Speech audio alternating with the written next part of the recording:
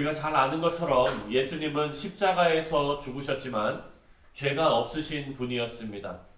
이것을 우리는 잘 알고 있습니다. 그리고 사실 그 당시 총독이었던 빌라도도 그 사실을 알고 있었습니다. 18절을 보면 이는 그가 그들의 시기로 예수를 넘겨준 줄 알미더라. 여기서 그는 빌라도지요. 그리고 그들은 종교 지도자들입니다. 빌라도는 이스라엘 종교 지도자들이 예수님을 시기해서 죽이려 한다는 것을 알고 있었다는 것을 오늘 18절이 우리에게 알려주고 있습니다. 그리고 13절과 14절을 보면 빌라도가 예수님께서 모든 그런 고소에 침묵으로 일관하시는 것을 보면서 놀라워합니다. 이에 빌라도가 이르되 그들이 너를 쳐서 얼마나 많은 것으로 증언하는지 듣지 못하느냐 하되 한마디도 대답하지 아니하시니 총독이 크게 놀라워하도다. 이 종교 지도자들이 온갖 죄명을 다 뒤집어 씌워서 예수님을 공격을 합니다. 그리고 그것이 법정에서 불리한 증언으로 계속해서 예수님께 쌓이고 있는 겁니다. 그런데 예수님께서는 한마디 반박을 안 하시고 가만히 침묵하십니다. 그 모습에 총독이 크게 놀랐다라는 것입니다. 그리고 빌라도의 아내가 빌라도에게 보낸 메시지를 보고 예수님이 죄가 없으시다는 것을 알았습니다. 19절에도 보면 총독이 재판석에 앉아 있을 때에 그의 아내가 사람을 보내어 이르되 저 옳은 사람에게 아무 상관하지 마옵소서. 오늘 꿈에 내가 그 사람으로 인하여 애를 많이 태웠나이다 하더라. 그래서 빌라도는 예수님을 풀어주려고 했습니다. 17절을 보니까 그들이 모였을 때에 빌라도가 물어 이르되 너희는 내가 누구를 너희에게 놓아주기를 원하느냐 바라바냐 그리스도라 하는 예수냐 하니. 하지만 모든 사람들이 예수님을 십자가에 못 박으라고 소리를 지르고 바라바를 풀어주라고 소리를 질렀습니다. 빌라도는 이 많은 사람들이 폭동이 일어날 것을 염려해서 예수님을 십자가에 처형하도록 내어줍니다. 하지만 자신이 이 일에 무죄하다고 선언을 합니다. 24절 말씀을 보면 빌라도가 아무 성과도 없이 도리어 밀란이 나려는 것을 보고 물을 가져다가 무리 앞에서 손을 씻으며 이르되 이 사람의 피에 대하여 나는 무죄하니 너희가 당하라. 이것은 빌라도가 예수님이 죄가 없다는 것을 알았다는 그런 모든 증거입니다. 오늘 본문 말씀에는 예수님께서 무죄하다라는 요소들은 가득하게 나오는데 예수님의 죄에 대해서는 구체적인 언급이 하나도 없습니다. 이것이 바로 예수님의 고난이 어떤 고난인지를 잘 알려주고 있는 말씀입니다.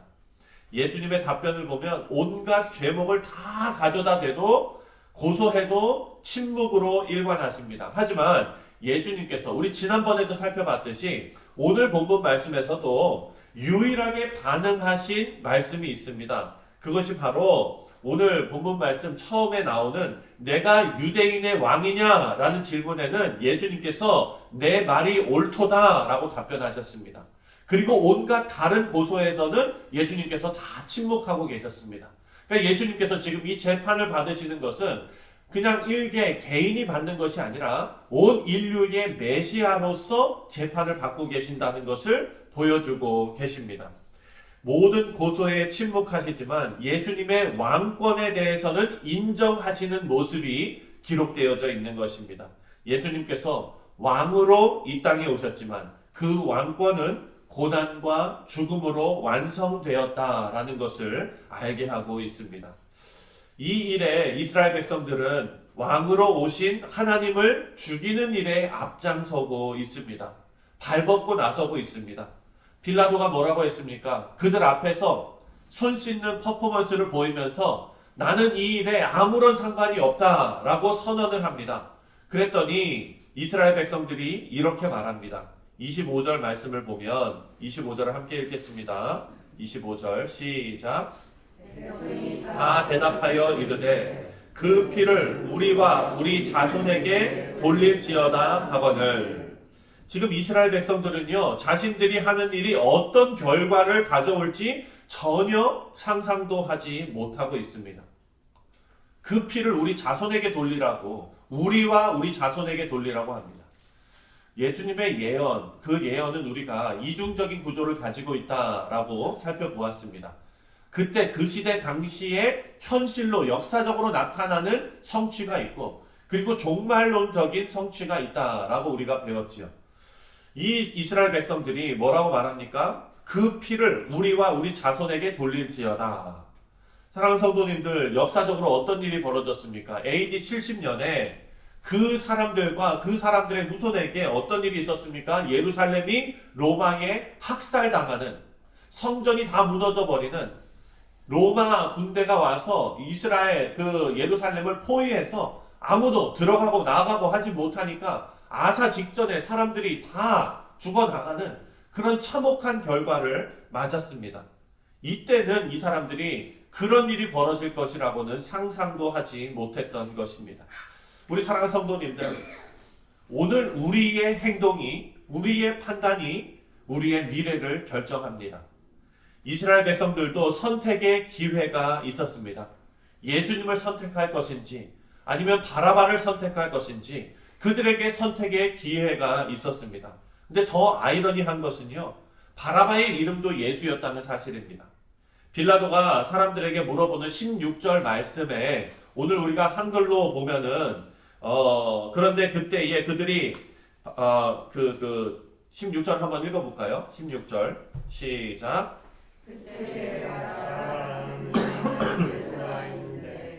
그때에 바라바라 하는 유명한 죄수가 있는데 라고 나옵니다. 우리 한글 성경에는 그 앞에 부분이 빠져 있어요. 그런데 이거를 원어로 그대로 직역해 보면 이겁니다. 그런데 그때에 그들이 예수 바라바라고 불리는 악명 높은 죄수를 붙잡고 있었다라고 해석할 수 있는 단어입니다.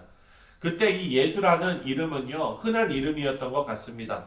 둘 다 이름이 예수입니다. 빌라도가 말할 때 예수 바라바냐 아니면은 그리스도라 불리는 예수냐라고 물어봅니다. 그러니까 둘 다 예수인 거예요. 그 둘 예수, 그 이름에 이 이스라엘 백성들에게 선택할 수 있는 선택의 기회가 있었다는 거죠. 사랑하는 성도님들, 생각해보면 우리도 이 세상에 살다 보면은요, 주님을 선택해야 할지 아니면 세상을 선택해야 할지 하는 고민의 순간이 우리에게 찾아옵니다. 근데 그 순간은 인생에 한 번 찾아오는 것이 아닙니다. 매 순간 찾아올 수 있습니다. 수많은 그런 경우와 수많은 상황 속에 그런 선택의 기로에 우리가 놓여져 있습니다.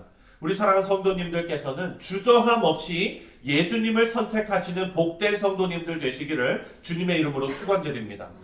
이스라엘 백성들이 보기에 우리 주 그리스도 예수님은 힘이 없고 무력하며 자신들을 로마의 압제에서 구원할 능력이 없어 보였던 것입니다.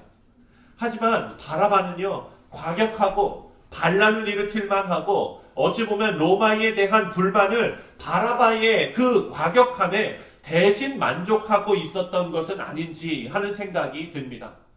우리가 왕으로 모실 만한 유대인의 왕으로 오신 그 예수님인 줄 알았는데, 그래서 우리가 종려나무 가지를 흔들면서 호산나 다윗의 자손이여 찬송하리로다 그렇게 맞아들였는데, 예수님이 너무 무기력하거든요. 예수님이 힘이 없어 보이거든요. 우리가 원하는 방식으로 구원하지 못할 것 같거든요.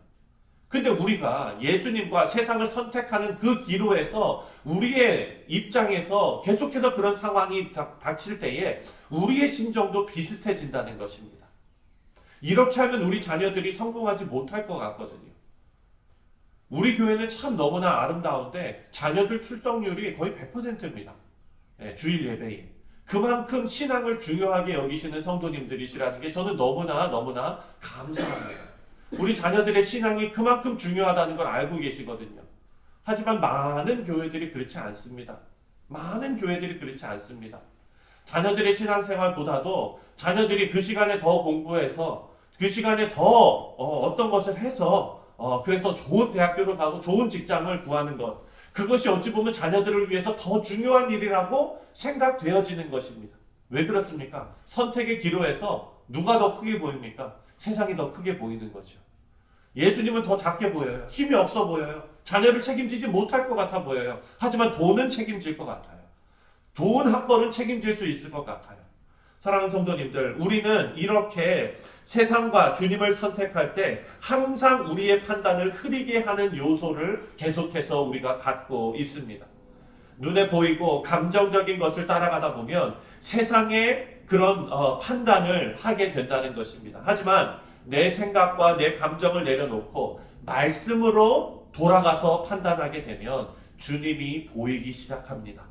바라고 기도하기는 우리 모두가 내 생각을 내려놓고 말씀으로 돌아가서 선택의 순간 앞에서 죄 없는 예수님이 보이고 왕이신 예수님이 보이고 구원을 이루시는 예수님이 보이고 부활의 소망을 보여주시는 예수님이 보이고 순간순간 예수님을 붙잡고 선택하셔서 내 삶의 왕으로 모시는 귀하고 복된 성도님들 다 되시기를 주님의 이름으로 축원드립니다. 기도하겠습니다.